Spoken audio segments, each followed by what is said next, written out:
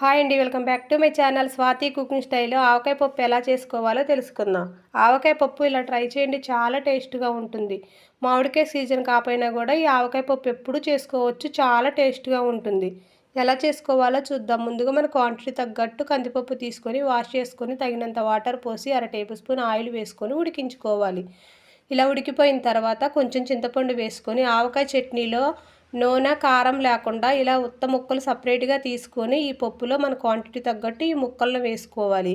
ఇలా వేసుకొని 10 నిమిషాల పాటు ఉడికించుకోవాలి. ఇలా ఉడికిపోయిన తర్వాత సాల్ట్ చూసి కొంచెం సాల్ట్ వేసుకోవాలి. ఈ పప్పులో వేరే కారం అవసరం లేదు. ఈ ముక్కల్లో కారం ఉంటుంది కదా, సరిపోతుంది.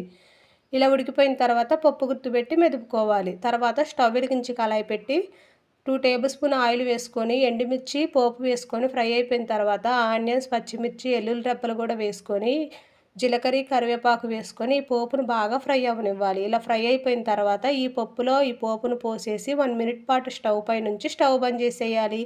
అంతేనండి, చాలా టేస్ట్‌గా, ఈజీగా ఆవకాయ పప్పు రెడీ అయిపోయింది. మీరు కూడా ఇలా ట్రై చేయండి, చాలా టేస్ట్‌గా ఉంటుంది. మీరు ఒకసారి ట్రై చేశారంటే మళ్ళీ మళ్ళీ చేసుకోవాలనిపిస్తుంది. అంత టేస్ట్‌గా ఉంటుంది ఈ పప్పు. మీరు ట్రై చేసి మీకు ఎలా వచ్చిందో నాకు షేర్ చేయండి. ఈ వీడియో నచ్చితే లైక్ చేయండి. మన ఛానల్‌ని సబ్స్క్రైబ్ చేసుకోండి. Thank you.